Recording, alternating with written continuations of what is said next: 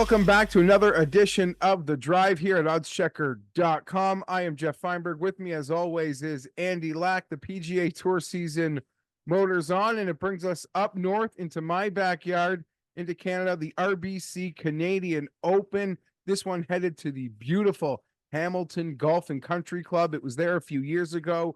Rory won. Really exciting week as part of his back-to-back championships here in Canada. It's undertaken a full renovation. I played it pre-renovation. I haven't played it post-renovation. Everything I've heard about it is absolutely beautiful. I think it is a similar but more difficult test than last year's edition at my home club at Oakdale, but a lot of similarities with the elevation changes and the pine trees. Just a lot of similarities, but overall, I'd say Hamilton's probably a more difficult golf course, Andy. But tell us a bit about the renovation. Yeah. So, first of all, I'm psyched for this week. Like, I am hard on certain golf courses. You know, like I was very outspoken about, I thought Valhalla was offensive. But you know, I also like when I love a golf course, I will be the first to sing its praises. And I think Hamilton's awesome. I hope that you guys don't I mean, this is a world-class golf course. I mean, it's ranked as a top 5 golf course in Canada and as, you know, borderline a top 100 golf course in the world. Okay. And, you know, Harry Colt, the guy who designed it in 1914, he's one of the greatest architects to ever do it. The guy who renovated it, Martin Ebert, is the same guy who has renovated many of the Open Championship golf courses, right? So like Royal Portrush and what we saw at Royal Liverpool last year, the same guy that has redid all of the Open Championship venues to keep pace with modern technology is the same guy that came in here in 2019 after Rory's victory and made some changes to Hamilton. And, you know, I think Rory shooting 22 under in 2019 was a bit of a misnomer on the challenge of this golf course. Like, I've heard a lot of people talk about this as a pure birdie. Like, this is a harder golf course than Valhalla. And it's a harder golf course. It's a harder golf course than Oakdale. Yeah. Okay. And I'm sure you know that now. We were surprised at how hard Oakdale played last year. Like, from the membership to, I'm sure, you know, people have heard me talk about it for a year and a half. Then we're like, well, it was way harder than you talked about. I was like, well, I was surprised as anybody.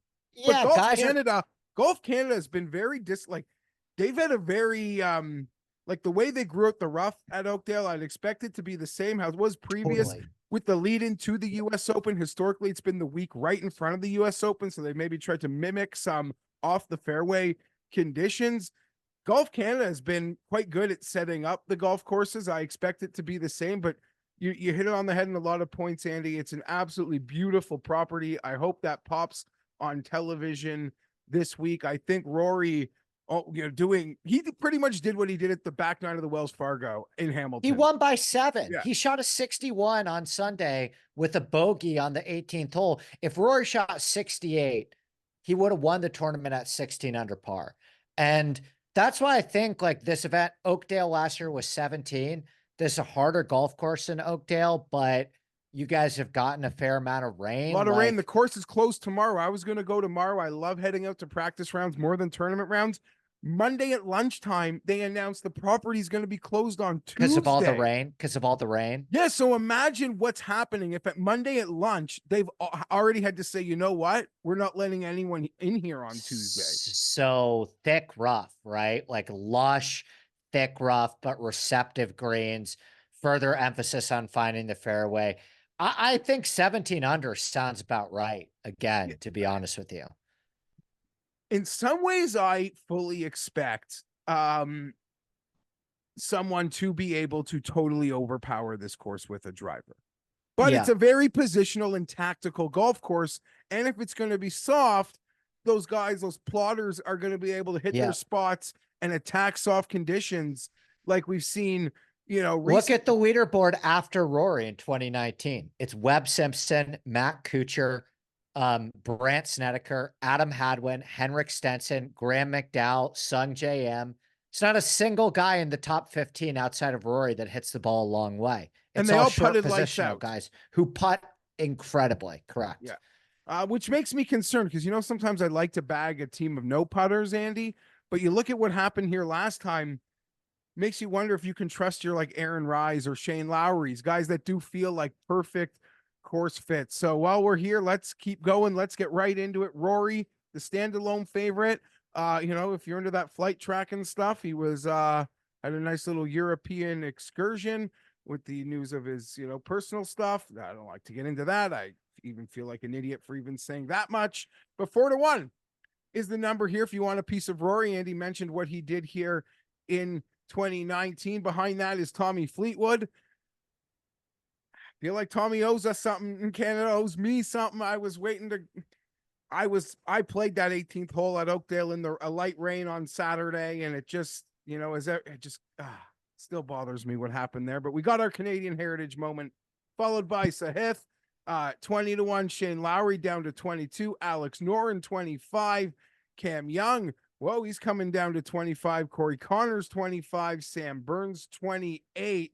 That would be the crew in front of 30-1, Andy. And, you say, I'll tell you, if Rory doesn't win this thing, it will kind of feel wide open. My plan of attack this week, and maybe I might be just trying to draw my line directly to players I want, but I kind of want to back really good players who are desperate for a win, because I feel like this week could set up President's Cup narrative. Yeah. You think I feel like any this week, Canadian, could set up really good players who are absolutely desperate. That being said, you can make the case if Rory doesn't, well, it's not a course fit for Sahith. He's probably maybe like the second best player in this field. It's a perfect course fit for Alex Noren. He's informed. You want to bite that bullet? I don't know how I'll be able to do much else other than bet Tommy Fleetwood. Not going to lie. Feels like he owes me one. And Sam Burns, 28-1 here, Andy. He likes to bully bad fields. And I got a feeling he might be ready to bully this one. So those could be guys that I am looking at. Cameron Young as well is someone I'd always be swimming around, but I don't know. I'm my head's spinning on the Cam Young front. Yeah, I listen quickly on Rory at the top. It's going to be a no thanks for me. I do think it's hard to go back to the golf course, especially one that changed where you had like one of the best performances of your career and repeat it just the same way. It's hard for, like, if you're coming off an amazing round just to come back and do it again. In terms of the personal life stuff, let's also keep in mind that Rory statistically played some of the best golf of his career when he was the shadow commissioner of the PGA Tour. So I'm not going to say anything off the course related with Rory is enough to play or fade him. But I've generally found myself on a pretty good strategy over the course of my life, not betting guys to win full golf tournaments at 4-1. So that's an easy pass for me. Same thing with betting Fleetwood under 20. Like I'd bet Fleetwood at 25 this week. I really would. I love Fleetwood at this golf course just as much as you did. I wasn't as disappointed with you at the Canadian Open result last year because I had a big Nick Taylor ticket, but I'm a huge Fleetwood guy. I love this golf course for him. I do think there's a lot of similar elements in terms of Oakdale to this golf course. So I think anybody that played well at Oakdale last year definitely deserves a look this week. But the guy that I went to, Geoff, in that under 30 zone was Sam Burns. Okay. And I'll tell you why. I think he's playing a little bit better than his results would suggest. You want Sam Burns on these mid to easy scoring, shorter golf courses. Like, Sam Burns is a really great wedge player, and he's a really great putter. And at the end of the day, if you look at the leaderboard here in 2019, like, every single guy who played well didn't just putt average, they putted great. And you have to look through some of these guys and ask yourself the question, do I want to count on Cameron Young gaining 6 strokes putting?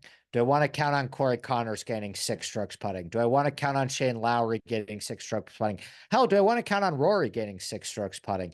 I think Sam Burns can go lights out on these greens. And I think he's due for a win. He's a proven PGA Tour winner. He's one of those guys that wins enough where you never feel bad if that guy's in your corner heading into a Sunday final round. So I'm rocking with Burns at 25-1. He's 28 at the odds checker grid that I am looking at right now, as low as 25, Andy. And I said this earlier today.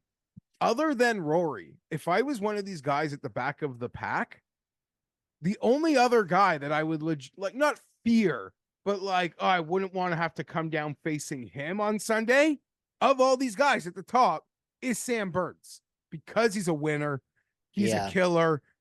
It just said like, he's like, there's so little win equity in those guys in the 20s. And I'll include well, can I ask you too about, like, we're both Alex Noren guys, but does this feel a little bit fishy? Like, does this feel okay? Does this feel like it's time to maybe sell high on Noren, who's playing amazing, but 22-1 Alex Noren, you're buying at the top of the market? Yeah, I'm not doing it. I kind of said, if you want to do it, like the core, I feel like he'll be the most popular one and done pick this week because he's in form, because it's a course fit, because we're already halfway through the season. When are you going to wait to burn Noren? This seems like a place where I think he'll be very popular. If you do make the bet, listen, I've tried to get cocky and call winners too. And I'll salute anyone who has the stones to do it, but I'll have to just like applaud Noren for cashing it. I won't feel like I missed something. I'd rather bet a few other guys around him. I love Alex Noren. He's probably still grinding on. Yeah, he's a grinder. I love it. I really like to get to the property and watch him do his grind routine. So maybe I will still be able to get there this week. I'm just not betting it. I'm not betting it. I'd rather literally, Andy, like just bet the ceiling of Sahith at 22 than Noren 25, who's not a course fit, but you're just playing the ceiling, like in this field, and that would be my thought process there. Okay, we'll go a little quicker through this next part of the board. Not a ton of names in the 30s. Adam Scott, that major streak, he hasn't missed a major since 2001. He's busting his ass to try to make it to the U.S. Open. Matt McNeely caught my eye, not because I want to bet it, but it's almost like Noren extreme. 35-1 Mav McNeely to call that shot. Like, we're calling it a perfect course fit.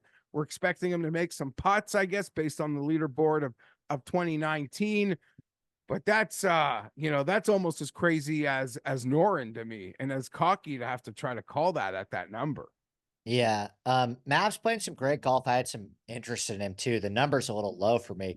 The guys I did bet in the 50s. Can I guess? Yes, please. I feel like Aaron Rye seems like you mentioned he played well at Oakdale. I'm too much of a data boy to miss out on the Rye win. Yeah, it's another great course fit. I'd rather bet Rye at 50 than Noren at 25. I mean, maybe you can bet both, but I don't think their chance of winning are much different. I guess you've been rolling the putt. You like the hot putters. Adam Hadwin or Davis Thompson? Yeah, I think Jeffrey, as a sign of respect, I think you have to have a Canadian on the card, right? And I think if you're asking me top Canadian market, I'm going with Adam Hadwin. I mean, you look at the skill set, the way that Nick Taylor plays golf, Adam Hadwin is very, gets hot with the putter, really good wedge player. Adam Hadwin finished 6th at Hamilton in 2019. He finished 12th at Oakdale last year. President's Cup year. Adam Hadwin is firmly on the bubble, right? Like, he's on. There's also an Olympics battle going on, Andy, that people outside of like Canada. Nick Taylor's like a lock, but Connors and Hadwin are literally like a nose hair, and that thing's in for that second Olympic spot that Canada gets. Yeah, it's literally like a point, like 1 separating them the last time I saw the standings. So they're battling hard. For that as well. I like Hadwin. I like Hadwin top Canadian too in that market. Like, I know Connors is probably the favorite, and I like Connors plenty. I don't think Connors can make enough putts to win this golf tournament. I think Hadwin. Do you think a Canadian can win the Canadian Open 2 years in a row Okay, after I never not thought winning I'd it for see a like 50 Canadian. years? I never thought I'd see a Canadian win. We put so much pressure on them. If you've been watching my content for years, I almost like faded them here. It's embarrassing, like what we do to them. And Nick Taylor gives us that Canadian heritage moment. I'd argue now that the monkey's off the back, it's Yeah, probably a little bit floodgates. easier. And if someone is in contention Sunday, it would be a bit quieter because we finally got one.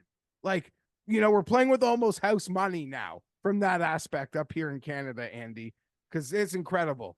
It's truly how happy that made people a year ago. On the way out, anything deeper down the board? I know it's still in that range. I thought you could be a Davis Thompson guy this week. Nick Taylor, 70-1. He's got as much win equity after Rory and Sam Burns. There's not many guys priced shorter than him with the win equity that he brings to the table. He wins without form. I think that could be a fair shout as well. I'm going to play good, desperate players, so I'm not getting invested back here. But is there anything deep that you want to shout before we get out of here? Just I'm a Svensson guy. Yeah.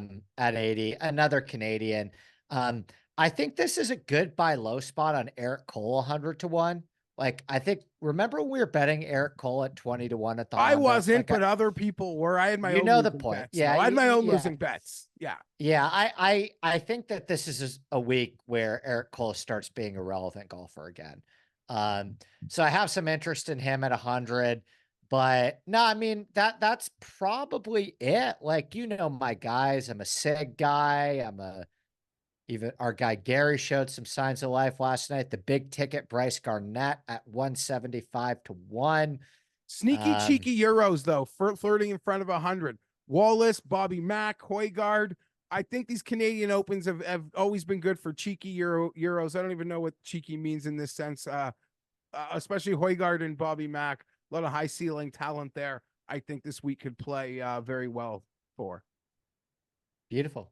Beautiful. Yeah, nothing to add. Who's your winner? Tommy this week? Yeah, I've been avoiding Tommy for a while. Like, people who follow my cards watch it.